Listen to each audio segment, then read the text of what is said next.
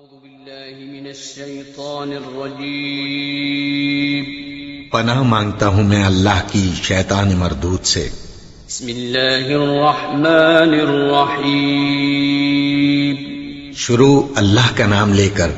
جو بڑا مہربان نہایت رحم والا ہے۔ أعوذ بالله من الشيطان الرجيم بسم الله الرحمن الرحيم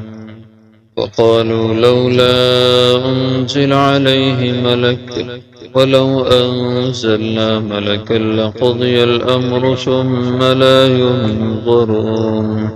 ولو جعلناه ملكا لجعلناه رجلا وللبسنا عليهم ما يلبسون ولقد استهزئ برسل من قبلك فحاق بالذين سخروا منهم ما كانوا به يستهزئون قل سيروا في الأرض ثم انظروا كيف كان عاقبة المكذبين قل لمن ما في السماوات والأرض قل لله كتب على نفسه الرحمة ليجمعنكم إلى يوم القيامة لا ريب فيه الذين خسروا أنفسهم فهم لا يؤمنون وله ما سكن في الليل والنهار وهو السميع العليم وقالوا لولا انزل عليه ملك اور کہنے لگے کیوں نہیں اتارا گیا علیہ اس پر ملک فرشتہ ولو انزلنا ملکا اور اگر ہم اتارتے فرشتہ لقضی الامر البتہ فیصلہ کر دیا جاتا ان کے معاملے کا ثم لا ينظرون پھر وہ مہلت بھی نہ دیے جاتے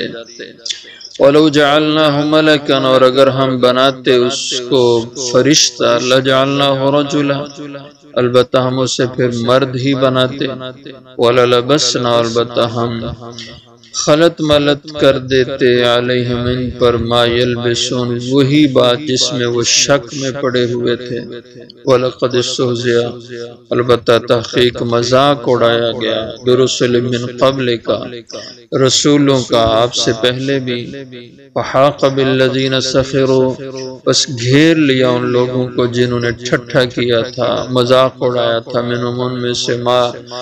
اس چیز نے کانوں بہی استہزئون جس کے ساتھ وہ ٹھٹھا کرتے تھے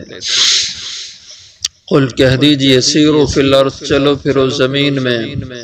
ملکوں میں ثم انظروا پھر دیکھو کیف کان عاقبۃ المکذبین کیسا ہوا انجام جھٹلانے والوں کا قل کہہ دیجئے لمن ما فی السماوات والارض کس کے لیے ہے جو کچھ آسمانوں اور زمین میں ہے قل للہ کہہ دیجئے اللہ کے لیے کتب علی نفسہ الرحمہ لکھ دیا ہے اس نے اپنی ذات پر رحمت کرنا لَيَجْمَعَنَّكُمْ البتہ ضرور تمہیں اکٹھا کرے گا الی یوم القیامہ قیامت کے دن کی طرف لا ریب فی جس میں کوئی شک نہیں الذین خسروا انفسهم وہ لوگ جنہوں نے نقصان میں ڈال دیا اپنے آپ کو فہم لا یؤمنون بس وہ ایمان نہیں لاتے وَلَهُ مَا سَكَنَ فِي اللَّيْلِ اور اسی ذات کے لیے جو کچھ کے سکون پکڑتی ہے چیز فی اللیل رات میں والنہار اور دن میں وہ السمیع العلیم اور وہی اللہ ہے سب کی سننے والا جاننے والا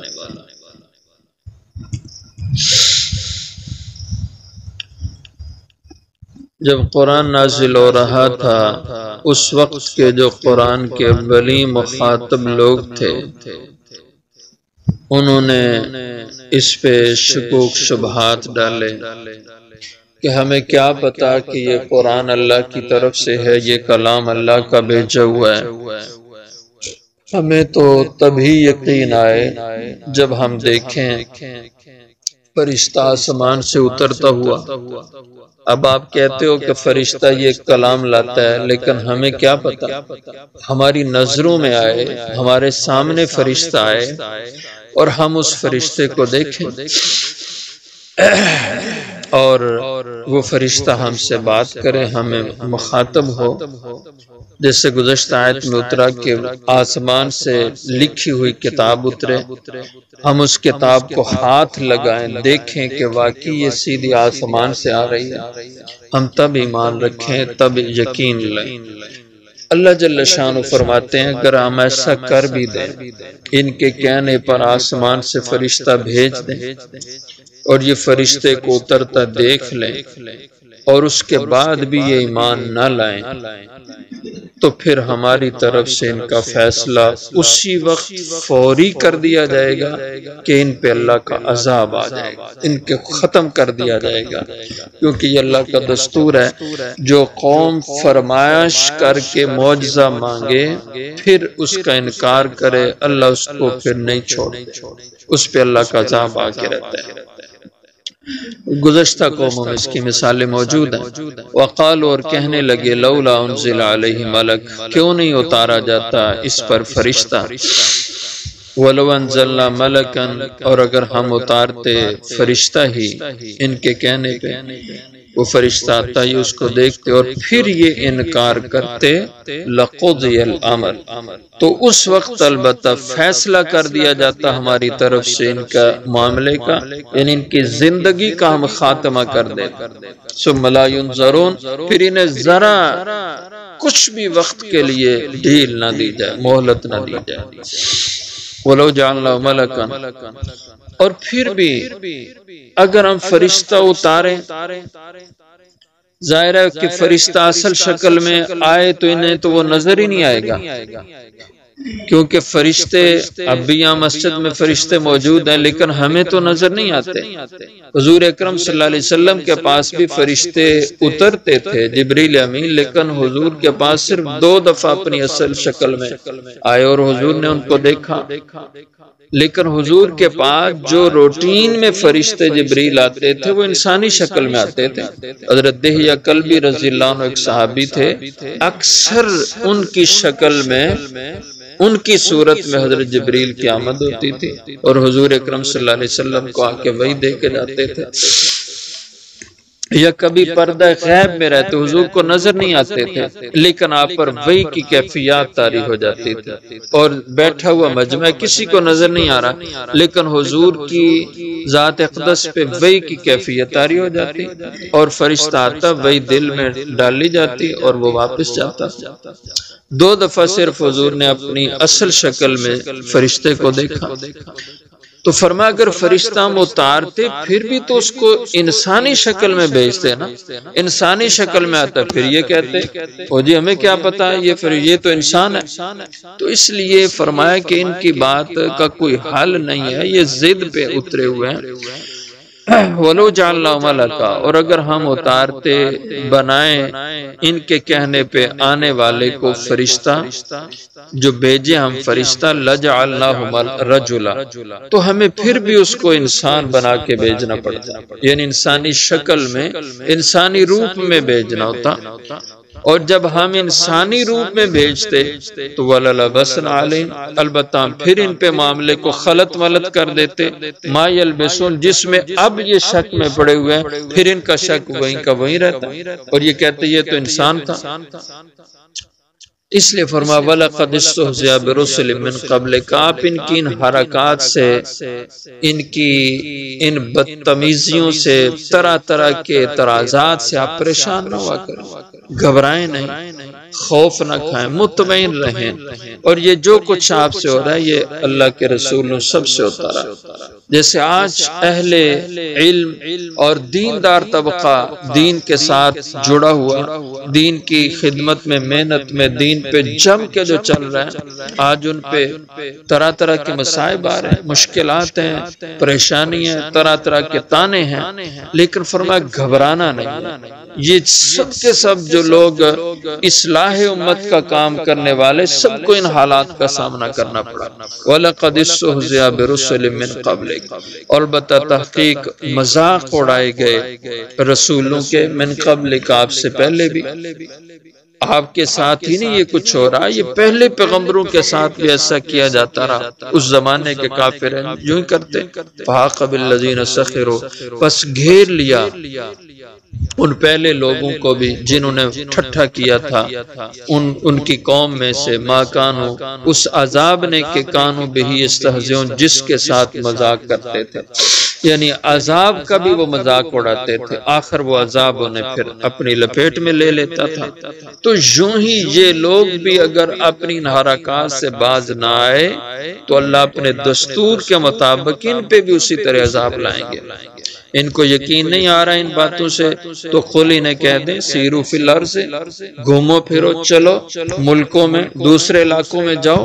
شام کے علاقوں راستوں میں دیکھو، ثم انظروا، پھر دیکھو کیف کان عاقبۃ المکذبین، عاد و سمود فلاں فلاں قومیں ان کے کھنڈرات پڑے ہوئے ہیں ان کی راہوں میں، تو پھر یہ جا کے دیکھیں کیسا ہوا عاقبۃ المکذبین، انجام جھٹلانے والوں کا۔ قل لمن ما فی السماوات والارض،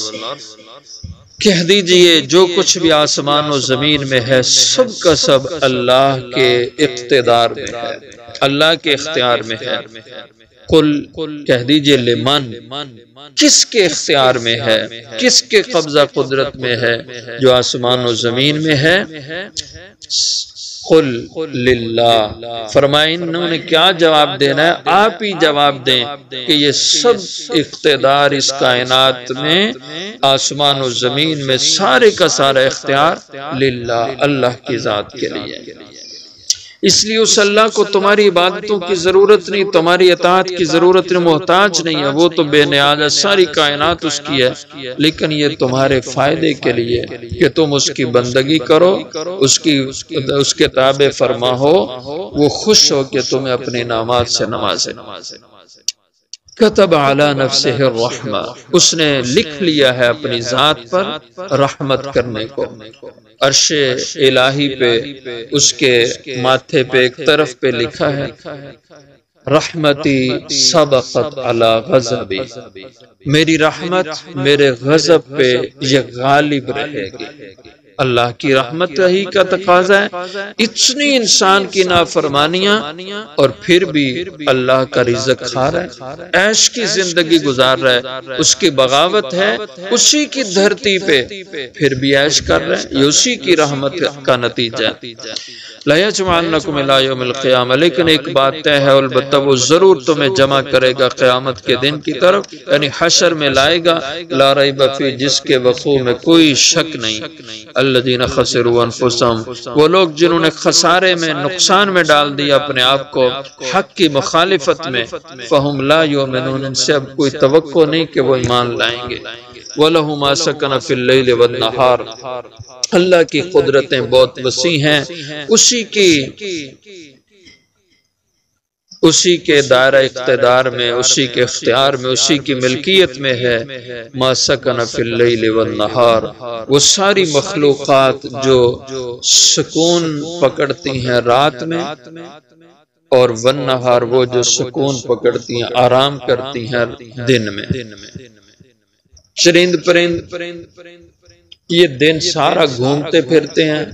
اور رات کو سو جاتے ہیں، آرام کرتے ہیں، اور اسی طرح جنگلی حیوانات یہ رات کو باہر نکل آتے ہیں اور دن کو اپنی بیلوں سوراخوں میں جا کے سو جاتے ہیں۔ تو طرح طرح کی مخلوقات ہیں، کوئی دن میں گھومتی پھرتی رات کو سوتی، کوئی دن کو سوتے اور رات کو گھومتے ہیں۔ تو یہ اللہ کی ذات سب کو اپنے احاطہ قدرت میں لیے ہوئے، سب اسی کے ماتحت اور اسی کے دائرہ اختیار میں۔ وَهُوَ السَّمِيعُ الْعَلِيمُ، اور وہ اللہ ان ساری مخلوقات کی سننے والا ہے فریادیں، اور علیم ان سب کے احوال کو وہی جاننے والا ہے، ایسے وہ انسانوں کی بھی فریادیں سننے والا، دور و نزدیک سے، اور سب کے حالات کا علم رکھنے والا ہے، اور اسی کے مطابق وہ کل حساب بھی لے گا۔